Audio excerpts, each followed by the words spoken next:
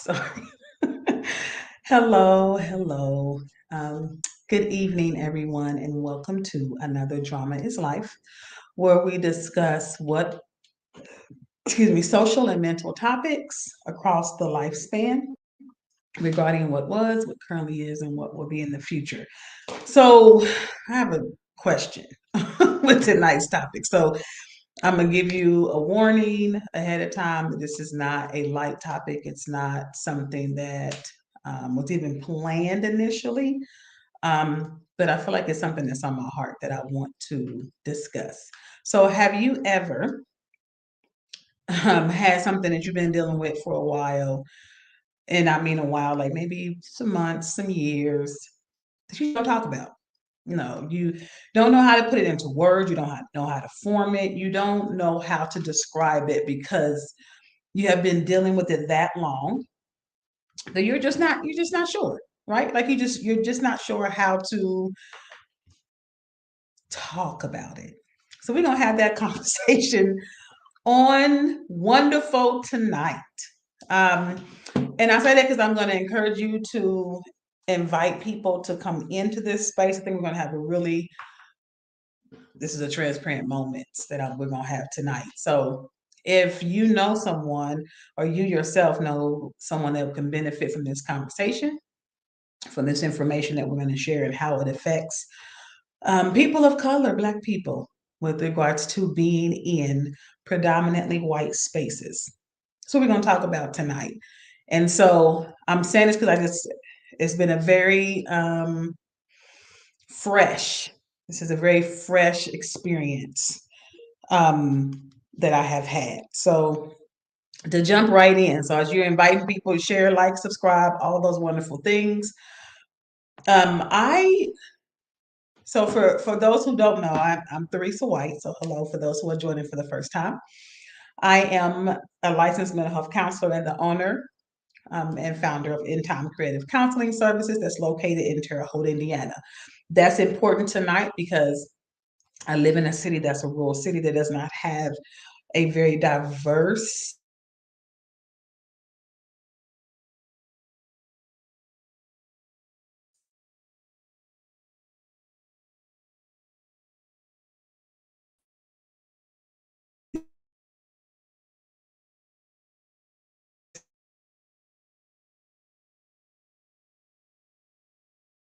to you all. So yeah. So hopefully I'm back because it was just saying that I was not here, but I'm here. Hello. And so I want to have a conversation of just generally that topic of being Black in predominantly white spaces. And I welcome all people to join this conversation, this live, and I will let you know ahead of time that if this is something that may bother you, as what people like to call trigger warnings. I'm going to encourage you to take care of yourself, but I want to have a real conversation. We talk about. I've talked about many different things, and my specialties are trauma, anxiety, grief, and depression, and all of that relates to the topic at hand. And it's one that honestly, if I'm honest, I've been avoiding. If I'm honest, it's not a comfortable topic. It's one that I wish I did not even have to have, not even have to bring up this conversation. Um, but it's an issue. It's an issue. It has been an issue for a long time, of course. Of course, I won't go into too long because we can have a really long conversation about it. But I will say this that I had some experiences over the weekend and went to a professional conference. And I'm not going to name people and do that kind of thing, but I went to a professional conference. And as I have done in the past, I have had some discrimination, some microaggressions, as people may call them. I just call them just mistreatments that just has been happening. When people talk to you in a patronizing manner, or like you are not intelligent, or they don't expect you to be intelligent. And usually I just kind of do like this, y'all. Usually, as I'm a drama therapist, so let me dramatize it for you. Usually I just be like, and swallow it. Or I tell myself, maybe you do this. And again, we not, if you can relate, absolutely feel free to identify. And good evening, BJ. That you maybe I didn't see it like that. And I'm gonna name myself tonight. I'm gonna name nobody else.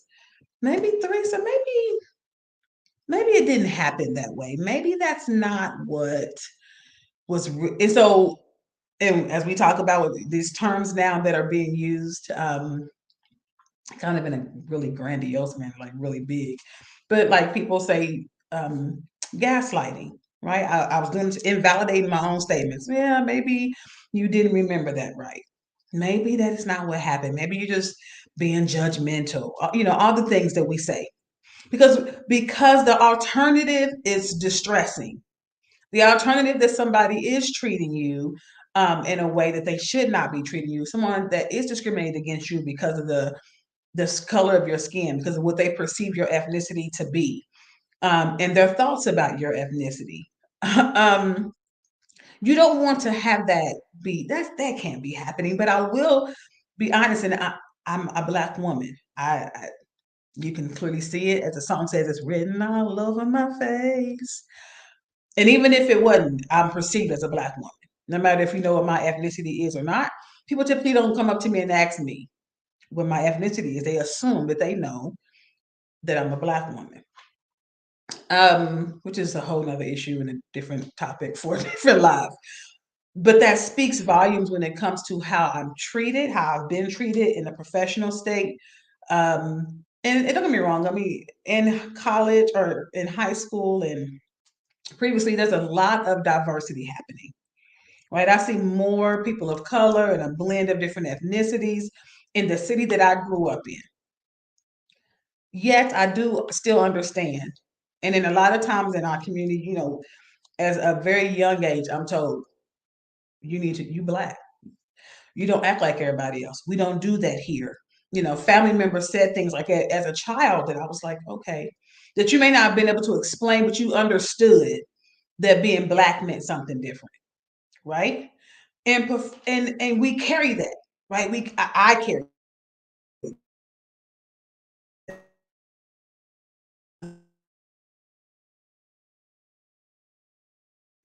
I want to do something with someone else smart enough. I carry it with regards to it with people in academic spaces or professional spaces. And it was it,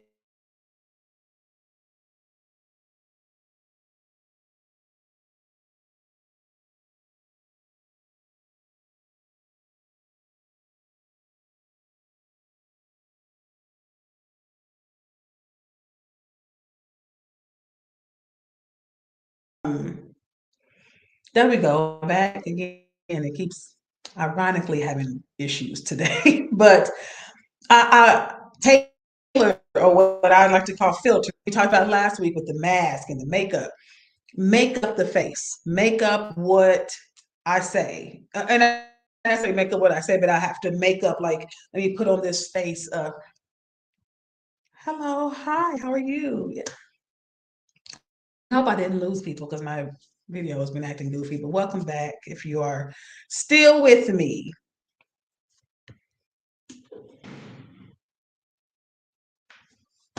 Let's see. Are we still here? Hopefully we're still here. So I'm gonna just continue speaking. Hopefully the video is not doing too bad, but it keeps acting like it's going in and out, of course. So, and I would just share, to not talk super long tonight, that I would just like to know some emotions or feelings or thoughts that come up for people when it comes to being Black in predominantly white spaces. And I say that because I have to identify, as I have before, proudly, but also humbly, but dishearteningly, being the first African American that I have known in this area to open up their own counseling practice in about a 10 to 12 county radius.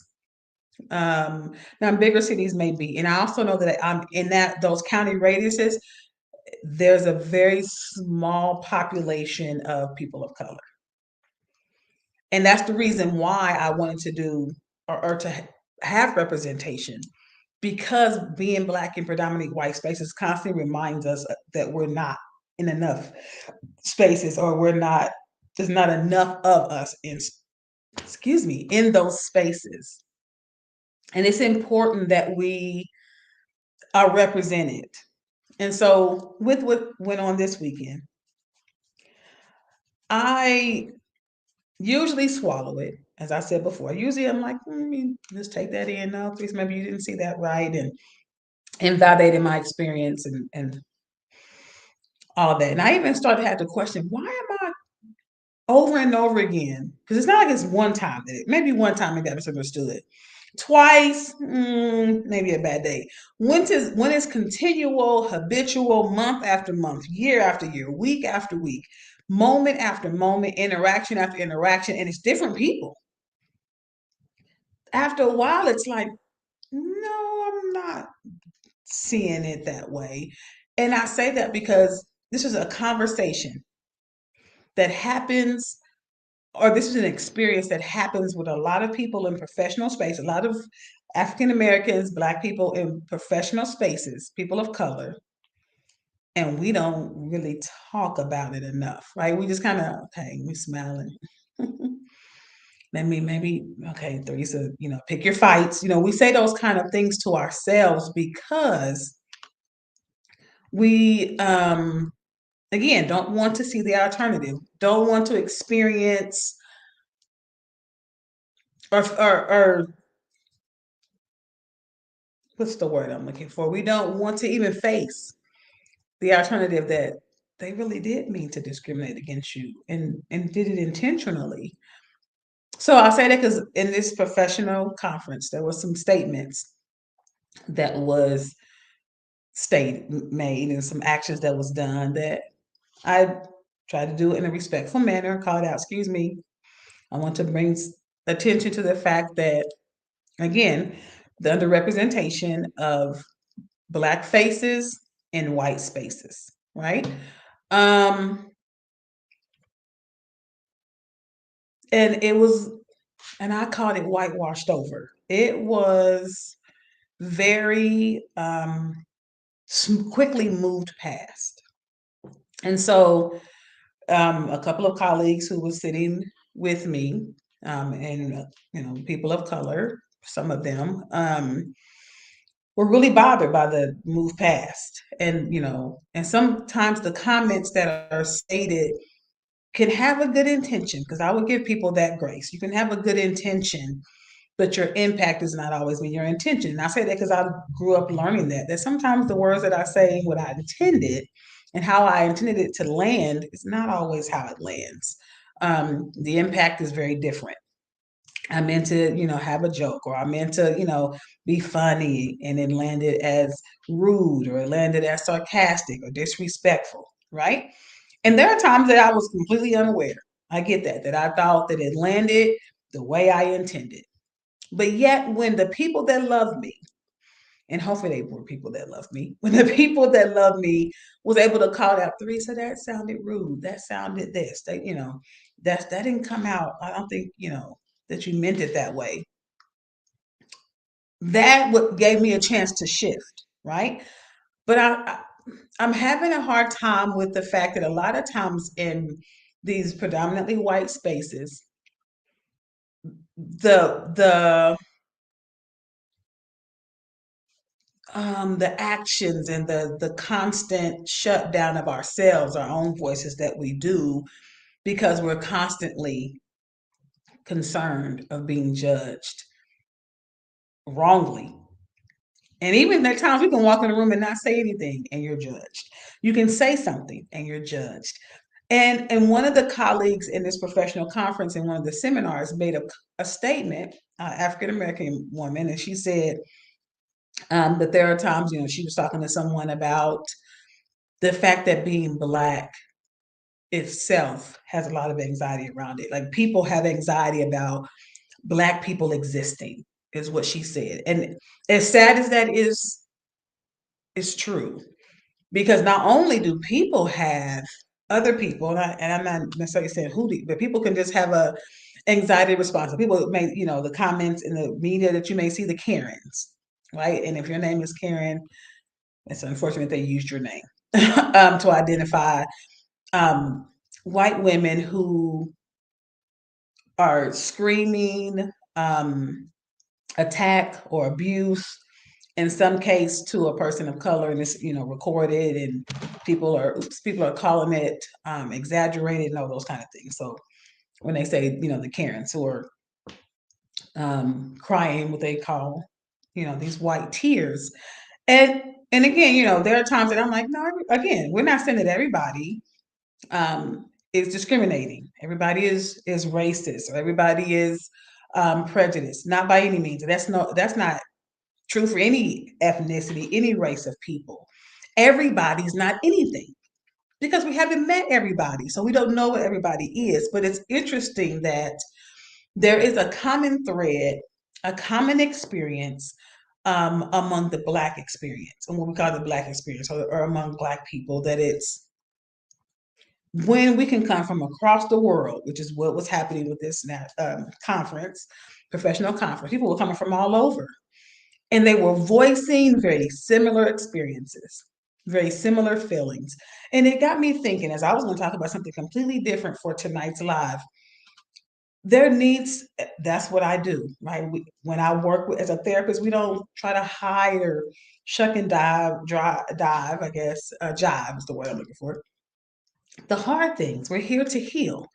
And so I found myself this weekend calling out a lot of um, microaggressions and whitewashing. Let me try to smooth it over and just, woo, woo, woo. Don't be upset.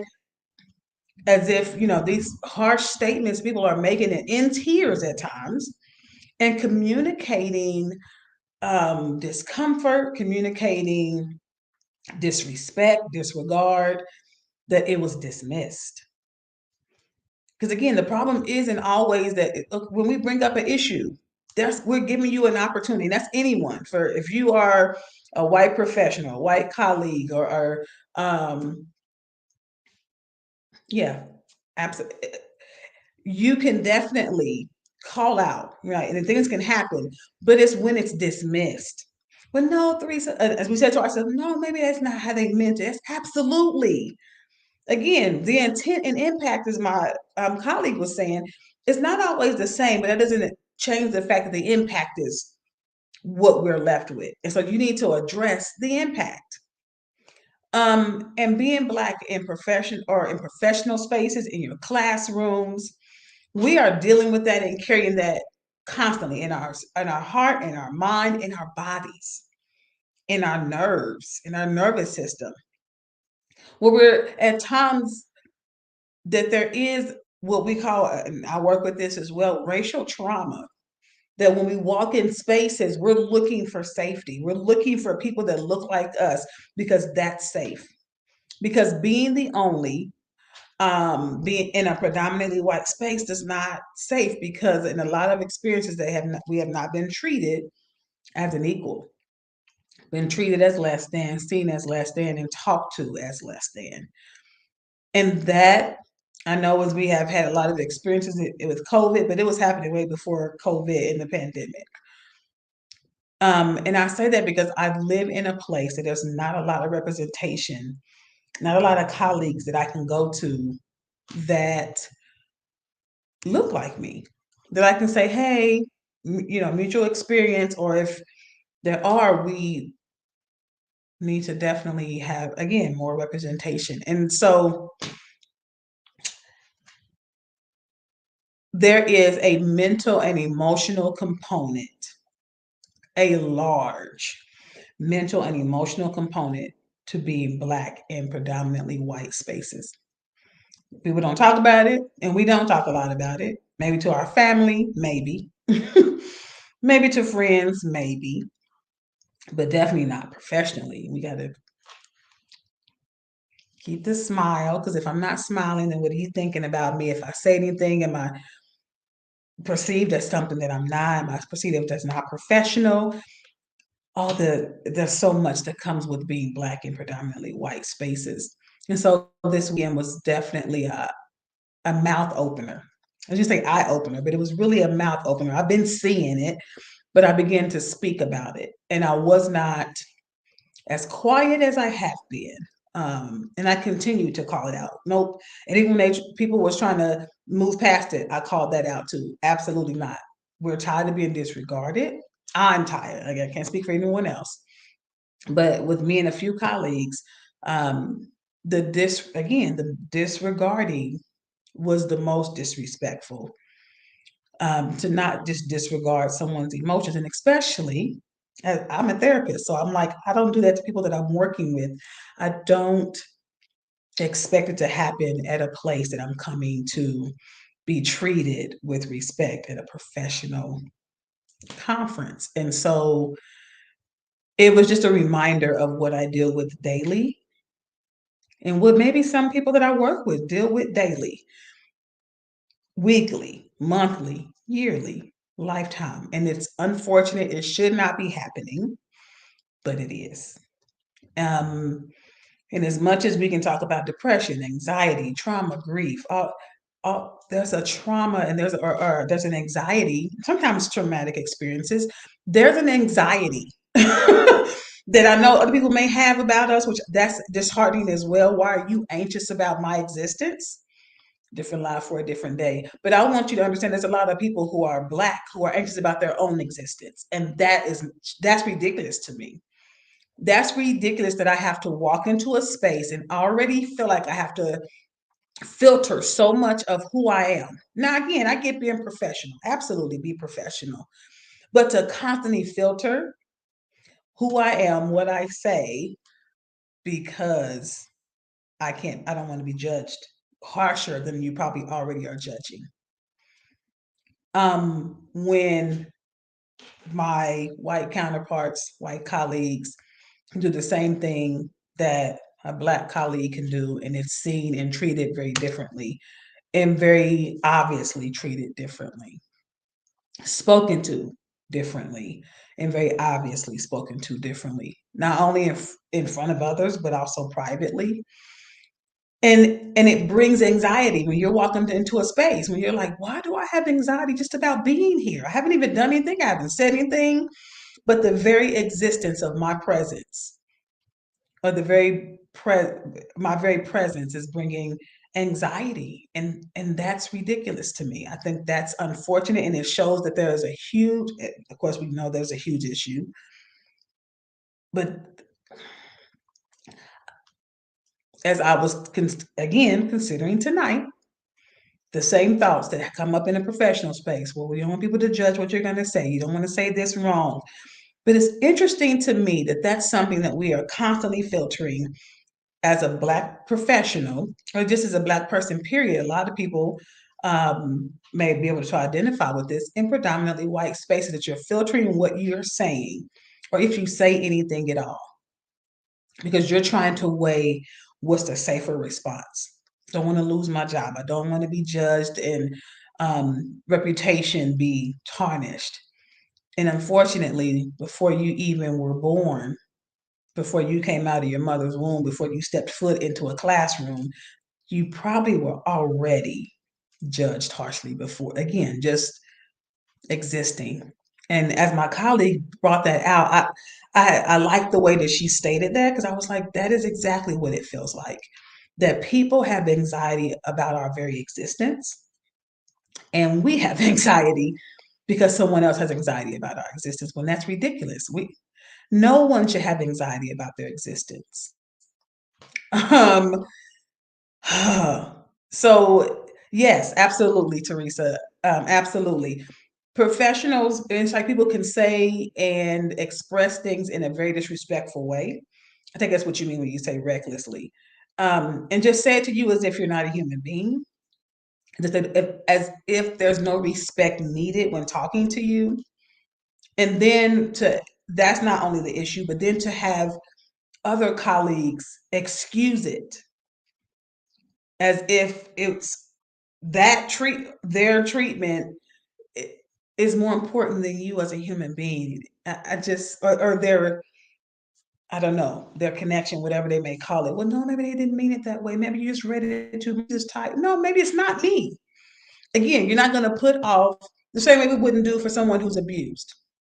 As last month we talked about abuse, right? Blaming the victim. Well, if you hadn't made me mad, if you made dinner fast enough, then I wouldn't have punched you. Wait, hold on. So you're saying because if I didn't do something, that someone wouldn't have been racist to me? If I wasn't, and what that equates and breaks down to, that if I wasn't black, I wouldn't be mistreated. Let that sit with you for a minute. And that's really what it kept coming to. Well, if you wasn't black, then we wouldn't mistreat you. And even though you're saying other things, well, if maybe you were tired, if you wasn't, maybe you said it wrong. How did you say it? What, wait, what? How did this get flipped as if I'm the problem, as if I am to blame for someone else mistreating me? And that's some things that and maybe because I've been doing doing some personal growth, as I've talked about before over the past few years, that I was like, we are valuable as black and brown people.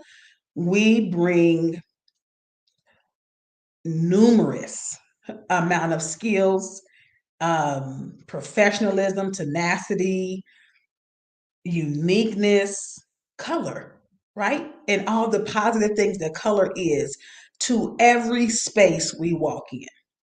And it is ridiculous, unacceptable, and unfortunate that we have to walk in feeling any other way about our skills, about our education, about anything, just because of the basis of the color of our skin. That to me is so and again, I feel like I'm getting just frustrated even saying it, because that's how much, again, we hold, right? How much of the tension that we hold. And so again, we could talk all night about it, but I just want to bring light to the space. That's why we're here. That's why I'm here. For every professional, and while I'm pushing, like, please support um black spaces or black faces being in the place, because there are some people who are trying to get them out, intentionally get them out, because it's uncomfortable, because it's whatever the emotion is for other people. But that's where it's unfortunate. Why is it uncomfortable that I'm in the space? It's not uncomfortable that you're in the space. I'm here, you're here, everybody's here. If you don't make it uncomfortable, I don't make it uncomfortable. You don't make it awkward, it won't be awkward. Like, treat me like a human being and we'll have no problems. Absolutely hold me accountable when I'm doing things that are not okay, but don't treat me like my existence is not okay. Very different, right? So yeah, we would definitely need to have a part 2 and 3, and I would love to have some of you comment and be a guest and speak from your experience if you're comfortable doing that. You can definitely reach out to me, because I definitely think, I know that holding in these emotions, these thoughts are affecting our system, are affecting us, excuse me, physically, mentally, emotionally, psychologically, financially. It's affecting us in every capacity. And I think that's the intention. And I think if we could, again, as people have said over and over again, if we could definitely unite and support one another, it would be really beneficial. And it was so nice to see the support. Again, not just from people of color this weekend, but there were some people, white people, who was stepping up saying, that's not okay. That was refreshing to see some, again, we talk about allies, to see some of that as well. But it was also like, that shouldn't even have to be the case. And sometimes it wasn't the case until someone of color, a black person, stepped up and said something. So representation is past needed. And it's one of the reasons why a lot of times we as black people, and why some of the statistics when it comes to black physical health and mental health is higher than any other ethnicity, because we hold it, And at times we're concerned about whether who to ask for help. Who's safe? I don't know who's safe because people have proven themselves, um, environments, institutions, schools, colleges, etc., has proven themselves to not be safe. And no one, I don't know anyone who would volunteer to come to a workplace every single day to serve someone to be treated less than a human being. I don't know anyone who would volunteer to say, let me go to this classroom or to that classroom where I'm treated less than a human being. Let me go to this job or that job where I'm treated less than a human being every day. Let me volunteer for that. Because no one wants that. The same way people are pushing to be treated like a human being, and they're saying love and kindness, that absolutely goes both ways. And it's not just one level. It's if we all can treat each other, as I was stating this weekend, if we can all just treat each other like human beings and we all see each other as here, there is no issue. You're not bigger than me. You're not better than me. You're not more valuable than me. We are all as valuable as the other person. Everybody is the equal amount of value. Everybody has the same value. Every human being has the exact same value, and that's invaluable and should be treated as such. And that's my soapbox for today. Oh, I see a comment. I don't want to miss that. So I see Theresa. Yes, I have been disrespected when the manager addressed it. This particular group went to corporate and said she was too harsh with them. This swept how I was treated. I think that's what you like swept up under the rug. This swept how I was treated under the rug and nothing. Oh, okay. They swept how you were treated under the rug and nothing was ever right. Because why do something when I really don't want to do something? It's interesting, and I can't remember who said it, and I don't want to quote anybody wrong, but there was a statement that said, when you are silent about a matter, silence is also another way of saying at times, in circumstances, when you're silent about it, you agree. Right? So, say for example, and I will end here, you're in a room and somebody comes in, and just walks up to a child that you're sitting next to, and they don't know this child, and they just smack them, and you just sit there and say nothing. Now, the child may not like it, but you not saying anything also says that what they just done was okay. And I get that's not easy to address. But if harm is going to stop happening, then we have to speak up about it. No, absolutely, that's not okay that you just smack that child, and we're going to call some authorities to get you removed and make sure that this child's taken care of. And I'm not saying we're children. Let me clarify that, not comparing us to children by any means. But I'm saying let's have the same care and concern. The same way that if we're silent about these matters, then people are going to be like, oh, well, Theresa didn't care. She didn't say anything when the person slapped that child sitting next to her. And I can be thinking inside, well, I did care. I just was afraid to say anything. But again, the intent may have been, I really did want to say something, but the fact that I was silent said the impact. That child walked away feeling alone or feeling like no one cared, that they were just hurt in front, witnessed, like you saw the hurt and you said nothing, you didn't address it. And so yes, absolutely, that silence speaks volumes. And that's also one of the things that I'm going to continue to speak about, because I am definitely a huge encourager. I want to treat everybody that walks in my door like a human being. You are a human being first. Now, you prove yourself to be unsafe, we would take care of that as well. But we're not going to say you're unsafe at the moment you walk in the door based on how we perceive you. We let you tell your story.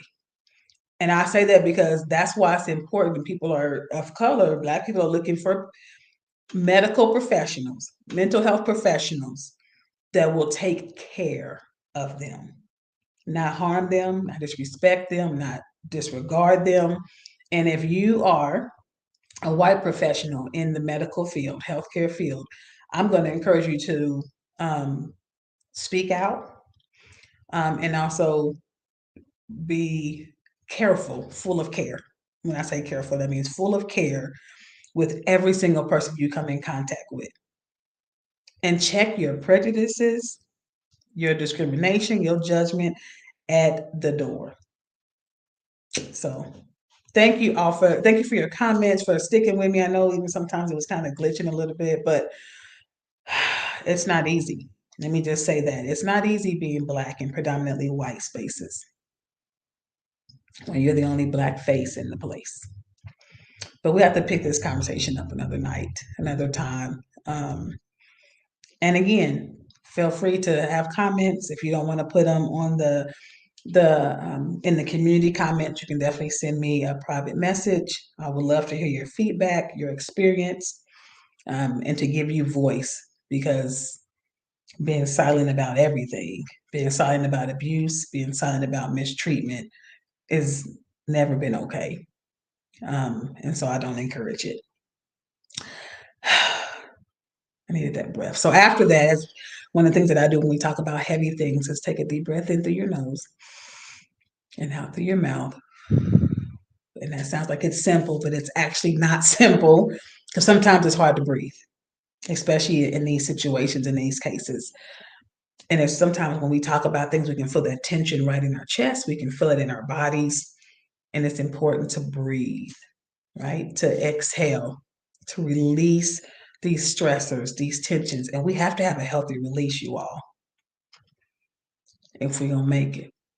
But I know somehow, I know some way, we're gonna make it. So that's my wonderful line of song tonight. Thank you. Bless you all for being here. And again, let's treat each other like human beings. Period. Point blank. Yeah, have a blessed and beautiful week. And hopefully you have a better week. And if you need to speak up, please do. Thank you, guys. Bye bye.